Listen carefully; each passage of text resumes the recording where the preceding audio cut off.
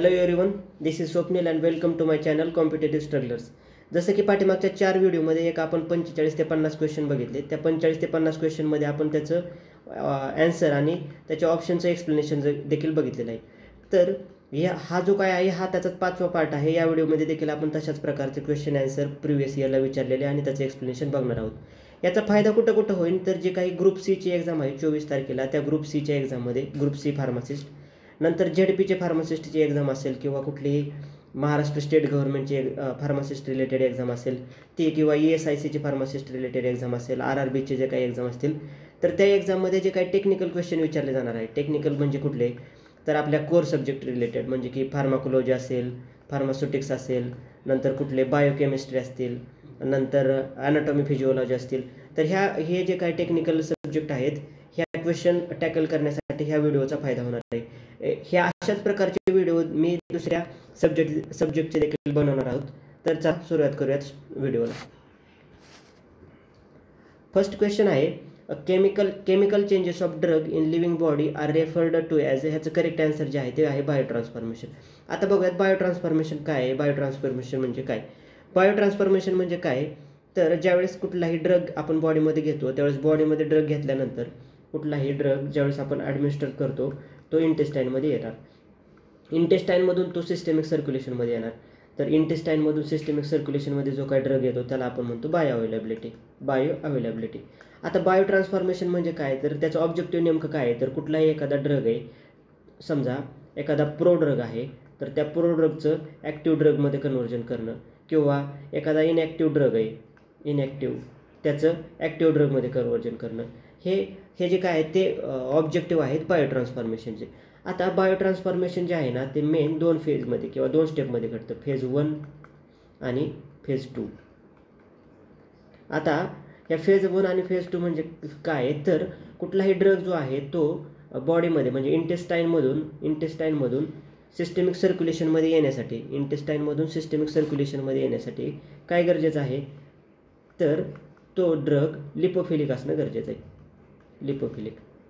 मात्र तो drug lipophilic जो ड्रग आहे तो बॉडीमधून एक्सक्रीट करण्यासाठी हायड्रोफिलिक असणं गरजेचं आहे. म्हणजे की ॲब्सॉर्ब होण्यासाठी लिपोफिलिक तर एक्सक्रीट करण्यासाठी हायड्रोफिलिक. मग हे हायड्रोफिलिक आणि लिपोफिलिक ड्रगचं जे काही कन्व्हर्जन होणार आहे ते कुणामुळे होतं तर ते होतं बायोट्रान्सफॉर्मेशन, किंवा त्यालाच काय आपण दुसऱ्या भाषेमध्ये मेटाबॉलिझम असं देखील म्हणतो. आता ह्याच्यामधले जे काही फेज 1 आहे ह्या फेजमध्ये काय होतं तर ह्या फेजमध्ये होतं ऑक्सिडेशन, दुसरं होतं रिडक्शन आणि तिसरं होतं हायड्रोलिसिस. म्हणजे की ऑक्सिडेशन, रिडक्शन आणि हायड्रोलिसिस ह्या 3 जे काही रिॲक्शन आहेत ह्यानं फेज 1मध्ये लिपोफिलिक ड्रगचं कन्व्हर्जन होतं हायड्रोफिलिक ड्रगमध्ये. तर फेज 2मध्ये काय तर एखाद्या ड्रगचं ऑक्सिडेशन, रिडक्शन आणि हायड्रोलिसिस होऊन देखील जर त्याचं कन्व्हर्जन लिपोफिलिकमधून हायड्रोफिलिकमध्ये होत नसेल तर तो फेज 2मध्ये त्यालाच आपण कॉन्ज्युगेशन असं म्हटलं जातं. आणि ह्या कॉन्ज्युगेशन मेथडनं ड्रग मॉलिक्यूलला बॉडीमधील एखादा हायड्रोफिलिक मॉलिक्यूल बाइंड होतो, त्याचा कॉम्प्लेक्स तयार होतो आणि ते बॉडीमधून एक्सक्रीट केलं जातं. म्हणजे की फेज 1 आणि फेज 2 ह्या दोन्हीचं जे काही ओव्हरऑल ॲक्शन आहे ते जे ड्रग आहे त्याची पोलॅरिटी वाढवणं, त्याची वॉटर सोल्युबिलिटी वाढवणं आणि एक्सक्रीट करणं हेच आहे. हे आपण बघितलं बायो ट्रान्सफॉर्मेशन. आता नेक्स्ट क्वेश्चन बघूयात. नेक्स्ट क्वेश्चन आहे, which of the following is antitussive drug. आता अँटीटिश्यू म्हणजे काय ते बघूयात. ह्याचं करेक्ट आन्सर जे आहे ते बघूयात आपण. ह्याचं करेक्ट आन्सर आहे ऑप्शन ए, कोडेन. आता अँटीटिश्यू ड्रग म्हणजे काय ते बघूयात. नॉर्मली ज्यावेळेस म्युकसचं प्रमाण वाढतं त्यालाच आपण म्हणतो कफ, COUGH, कफ. आता कफ जो आहे तो बॉडीमधून जर आपल्याला बाहेर टाकायचं म्हटलं तर त्याच्यामध्ये पहिले जे काही कॅटेगरी आहे ड्रगची ते आहे अँटीटिश्यू ड्रग. हे अँटीटिश्यू ड्रग म्हणजे काय तर हे असे ड्रग आहेत, हे ड्रग असे आहेत जे की म्हणजे जे काही म्युकस आहे त्या म्युकसवरती ॲक्शन दाखवत नाहीत, डायरेक्टली म्युकसवरती ॲक्शन दाखवत नाहीत. मात्र हे काय करतात जे CNSमध्ये कफचं सेंटर आहे, CNSमध्ये जे कफ सेंटर आहे तर त्या कफ सेंटरला सप्रेस करतात. आणि ह्या कफ सेंटरला सप्रेस केल्यामुळं काय होतं तर जी फ्रिक्वेन्सी कशाची म्युकसची ती कमी होते, रिडक्शन इन फ्रिक्वेन्सी. आणि दुसरं काय होतं जी इंटेन्सिटी आहे त्याची इंटेन्सिटी कफची ती कमी होते. कसं? अँटीटिश्यू ॲक्शननं, तर सेंटरला सप्रेस करून. आता ह्याच्यामध्ये वेगवेगळे ड्रग आहेत, त्याचं आपण क्लासिफिकेशन बघूयात शॉर्टमध्ये. त्याच्यामध्ये पहिला क्लास जो काय आहे तो बघूयात. त्याचे वेगवेगळे क्लास आहेत ते आपण बघूयात वन बाय वन.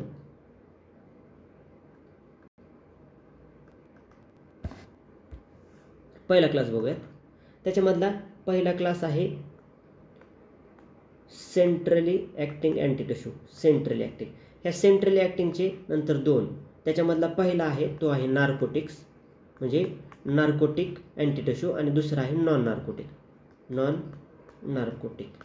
आता नार्कोटिक आणि नॉन नार्कोटिक त्याच्यामध्ये कुठले कुठले ते एक्झाम्पल बघूयात. नार्कोटिकमधलं पहिलं एक्झाम्पल आहे कोडेन आणि दुसरं आहे फोलकोडेन. कोडेन आणि फोलकोडेन. नॉन नार्कोटिक जे आहेत त्याच्यामध्ये आहे डेक्स्ट्रोमिथोफॅन. त्याच्यामध्ये दुसरं एक्झाम्पल आहे नॉस्किपिन. आणि नंतर एक्झाम्पल आहे त्याच्यामधलं लिओप्रोपॉक्सिफेन. हे बघितलं सेंट्रल ॲक्टिंग. नंतर त्याच्यामधला दुसरा क्लास आहे सेंट्रल ॲक्टिंग नंतरचा, तो आहे पेरिफेरल ॲक्टिंग. पेरिफेरल ॲक्टिंगलाच त्यालाच म्हटलं जातं डेमुल्संट, किंवा त्याच्यामध्ये डेमुल्संट येतात. त्याचं एक्झाम्पल लॉजेंजेस. हे झालं पेरिफेरल ॲक्टिंग. नंतर तिसरा क्लास त्याच्यामधलाच आहे तो आहे अँटीहिस्टामिनिक्स.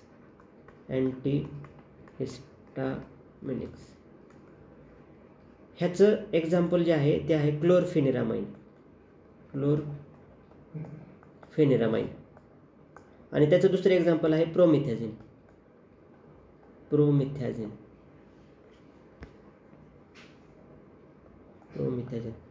नंतरचा जो काही क्लास आहे अँटीटिशूमधलाच तो आहे लास्ट क्लास त्याच्यामधला तो आहे ॲडज्युवंट. लास्ट क्लास त्याचा ॲडज्युवंट.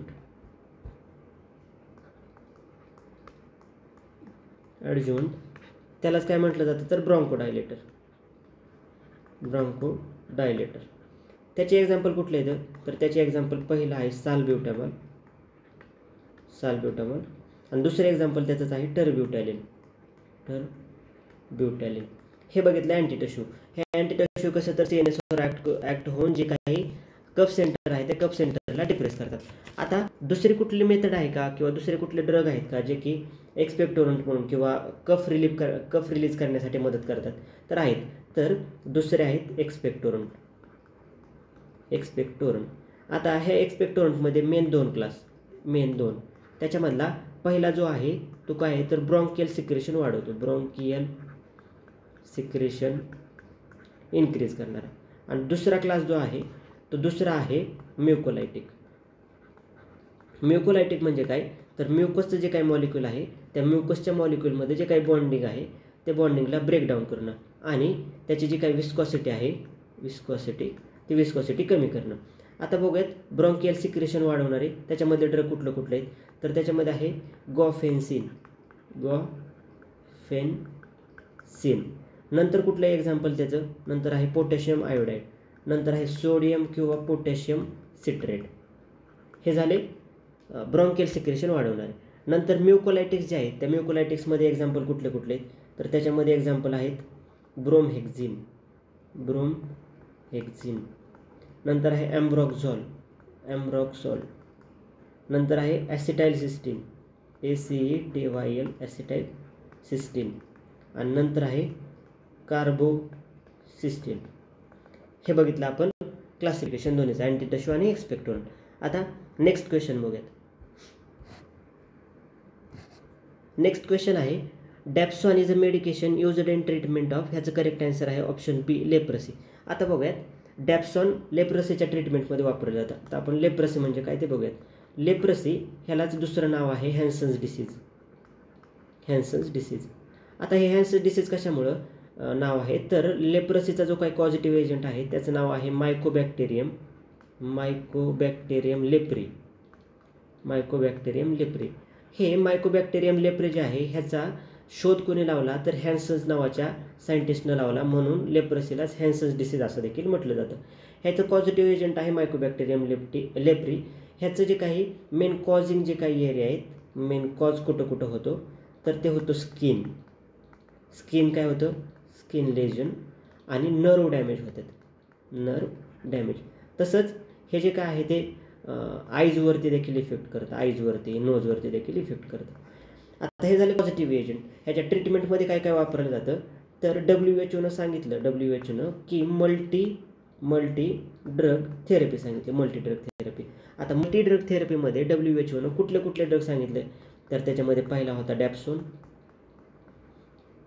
नंतर दुसरा होता रिफाम्पिसिन, आणि थर्ड जो काय आहे तो थर्ड आहे क्लोफॅझिमिन. हा सल्फोन जो आहे तो आहे सल्फोन डेरिव्हेटिव्ह, डॅप्सोन आहे तो आहे सल्फोन डेरिव्हेटिव्ह. रिफाम्पिसिन जो आहे तो अँटी TB ड्रग आहे. क्लोफॅझिन जो आहे तो फिनाझिन डेरिव्हेटिव्ह आहे. हे झाले 3 MD ड्रग. मात्र दुसरे अँटीबायोटिक देखील आहेत जे की ह्या ट्रीटमेंटमध्ये, लेप्रोसीच्या ट्रीटमेंटमध्ये वापरले जातात. ते कुठले आहेत, तर पहिला आहे ओफ्लॉक्झॅसिन आणि दुसरा आहे मायनोसायक्लिन. हे झालं लेप्रोसीबद्दल. आता नेक्स्ट क्वेश्चन बघूयात. नेक्स्ट क्वेश्चन आहे कॅप्टोप्रिल इज, ह्याचं करेक्ट आन्सर आहे कॅल्शियम चॅनल ब्लॉकर. कॅप्टोप्रिल हा कॅल्शियम चॅनल ब्लॉकर्स आहे.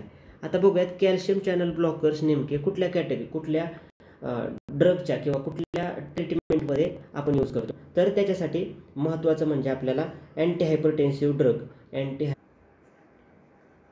Anti hypertensive drug.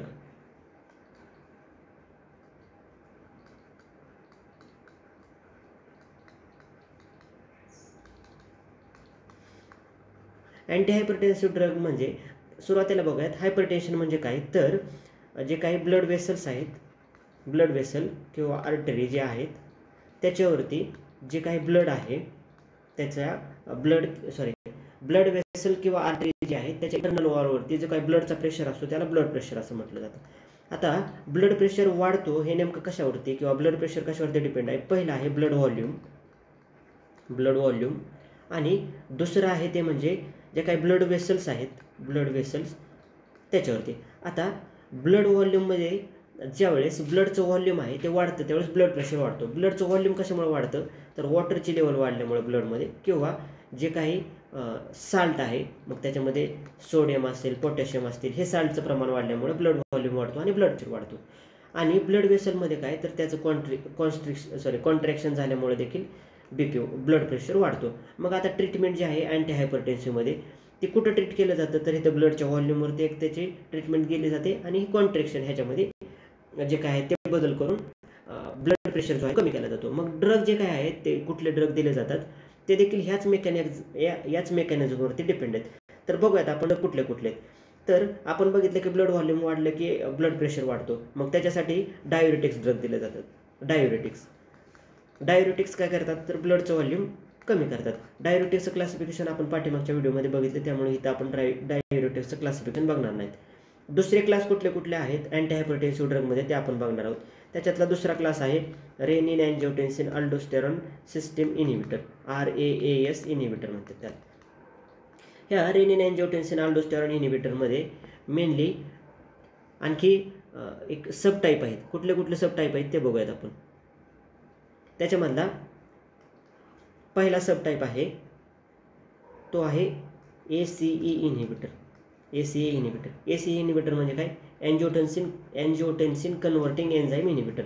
ह्याचे एक्झाम्पल कुठले आहेत, तर ह्याच्यामध्ये येतं कॅप्टोप्रिल, ह्याच्यामध्ये येतं इनालाप्रिल, ह्याच्यामध्ये येतं लिसिनोप्रिल. हे झाले ACE इनिबिटर. आता नेक्स्ट क्लास बघूयात.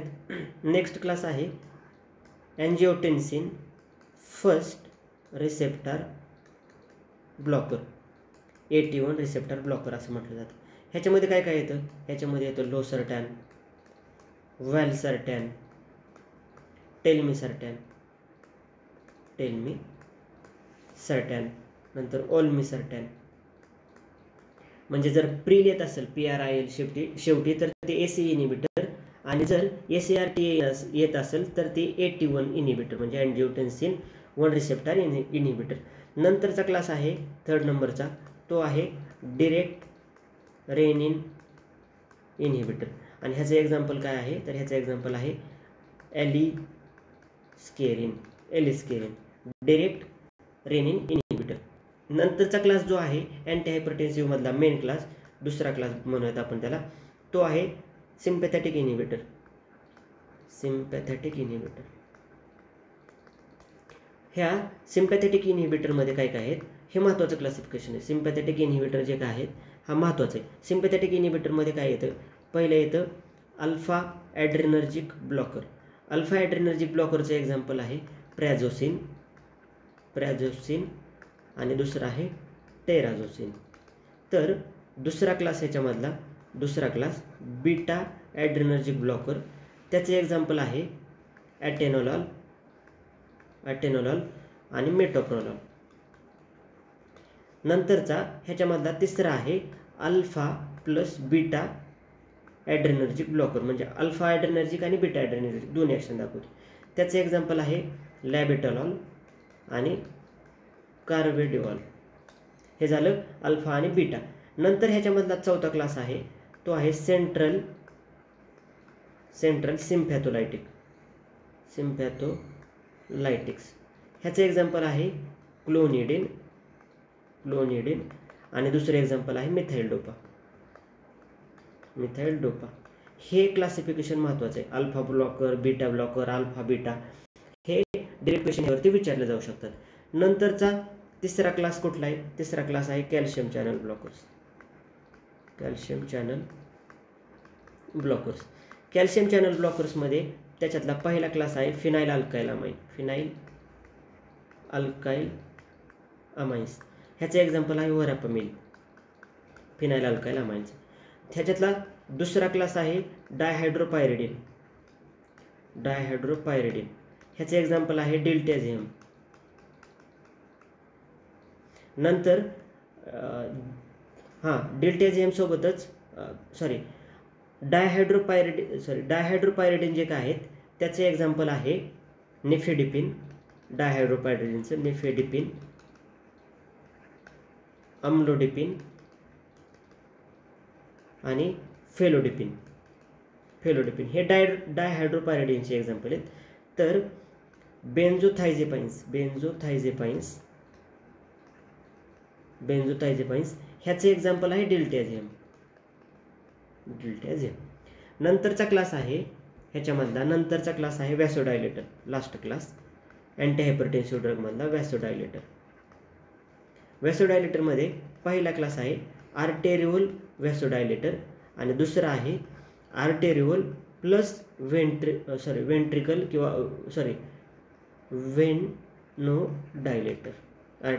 वेनोडायलेटर. आर्टेरियल जे काही डायलेटर आहेत त्याच्यामध्ये त्याचे एक्झाम्पल आहे हायड्रलॅझिन. नंतर आहे मिनॉक्सिडिल.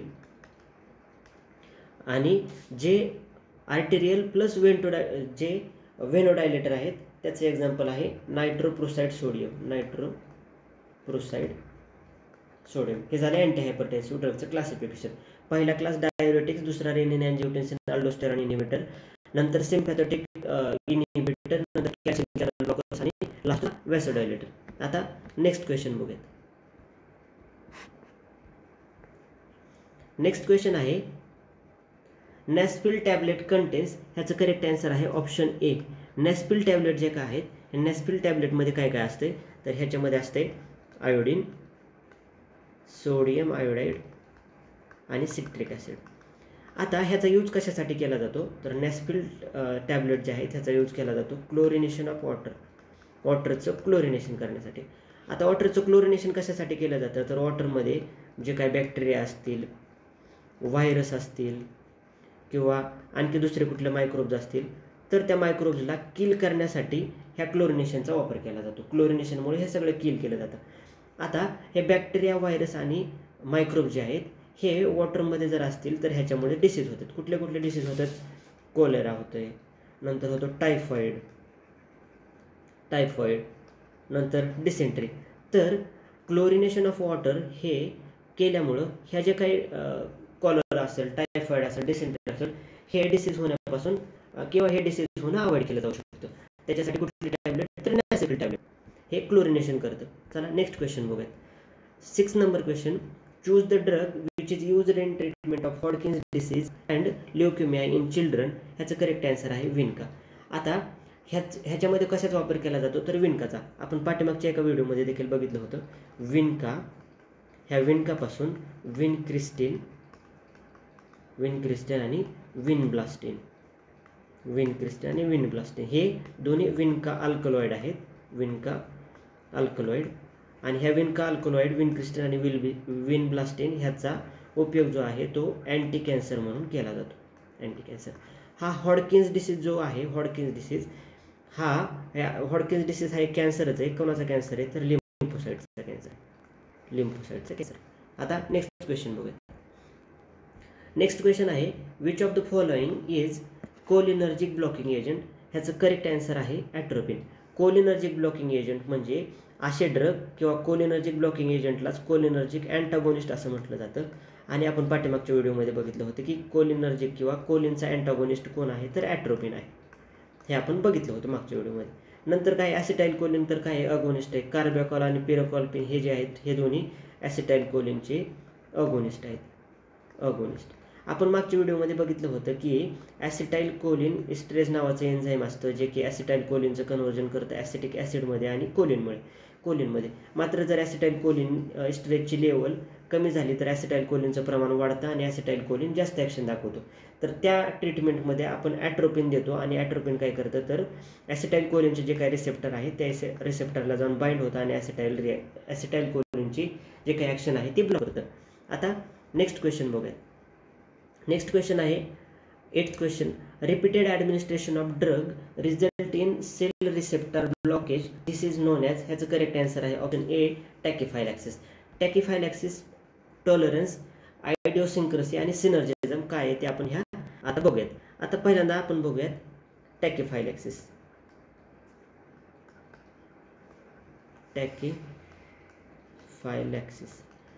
टॅकिफायलॅक्सिस म्हणजे काय ते आपण बघूया. टॅकिफायलॅक्सिस म्हणजे काय तर एखादा ड्रग दिला, तो ड्रग दिल्यानंतर एकदम काही मिनिट्समध्ये किंवा विदिन शॉर्टर पिरियड ऑफ टाईममध्ये त्या ड्रगला रेजिस्टन्स तयार होतो. लगेच रेजिस्टन्स तयार होतो. आणि म्हणजे की रेजिस्टन्स तयार होतो आणि तो ड्रग जो काय आहे तो इफेक्ट दाखवत नाही. मात्र ज्या वेळेस त्याचं कॉन्सन्ट्रेशन आपण वाढवतो ते कॉन्सन्ट्रेशन किती जरी वाढवलं तरी पण तो इफेक्ट दाखवत नाही. काय तर टॅकिफायलॅक्सिसमध्ये जर समजा अगोदर 1 mg एवढा डोस दिला, 1 mg एवढा डोस दिला आणि त्याला लगेच रेजिस्टन्स तयार झाला, 1 mg ॲक्शन दाखवलं नाही. जर आपण तो 2 mg दिला किंवा 5 mg जरी दिला तरी पण तो ॲक्शन दाखवत नाही. ह्याला म्हणायचं टॅकिफायलॅक्सिस. टॉलरन्समध्ये काय होतं, नेक्स्ट ऑप्शन बघूयात आपण ह्याच्यामधला टॉलरन्स. तर ह्या टॉलरन्समध्ये काय होतं,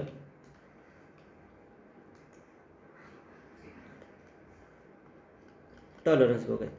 टॉलरन्समध्ये एखाद्या ड्रगला लगेच किंवा एक शॉर्ट पिरियड ऑफ टाईममध्ये टॉलरन्स बघायला मिळत नाही किंवा रेजिस्टन्स बघायला मिळत नाही.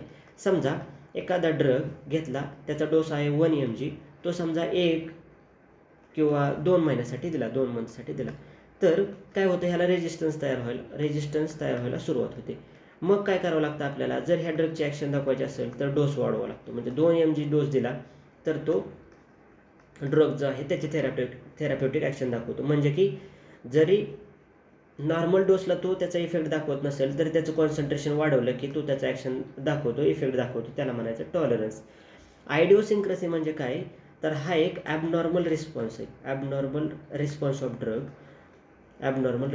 ड्रग.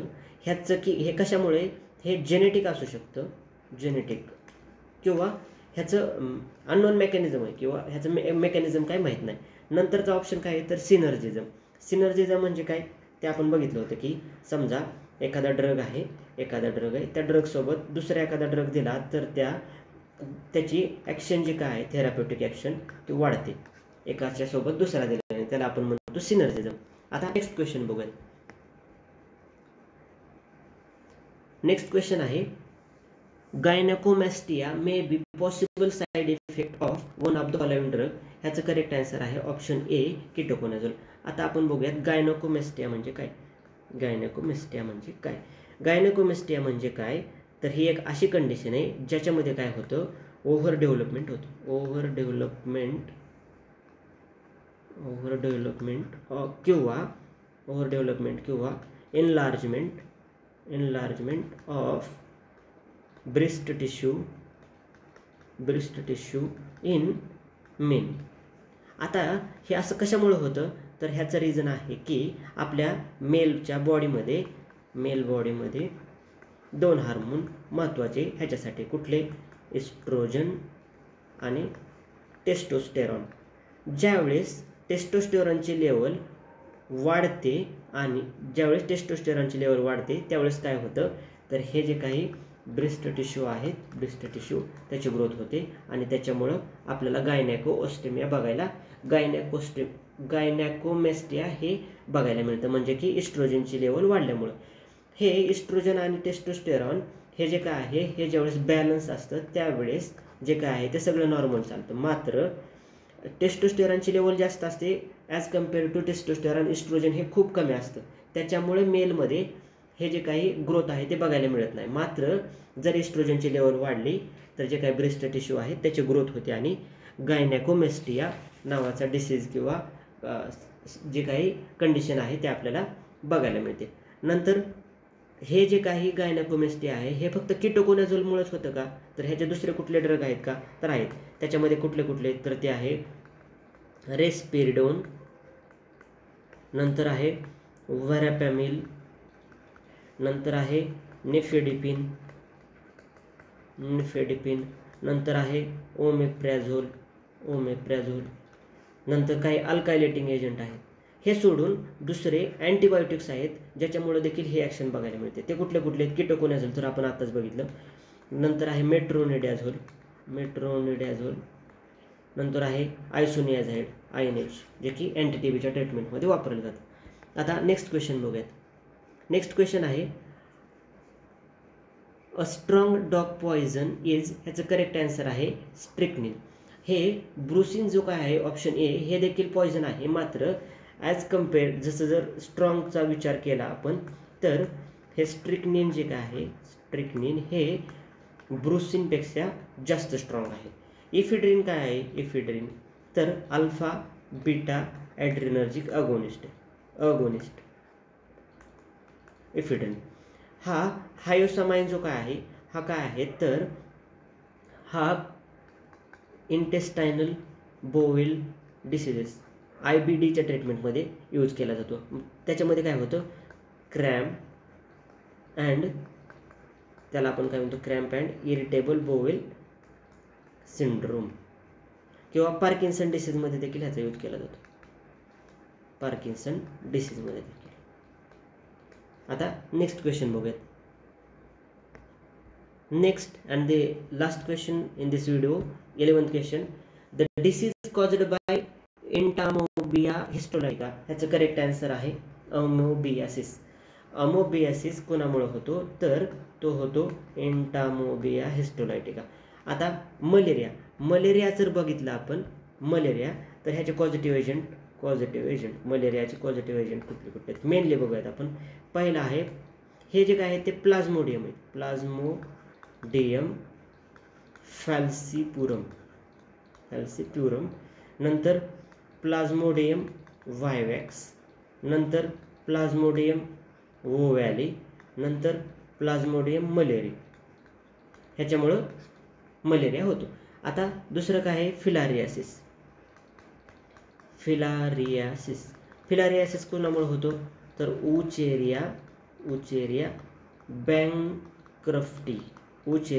बँक्रप्टीमुळं फिलारियासिस नावाचा डिसीज होतो. किंवा नंतर काय आहे नंतर आहे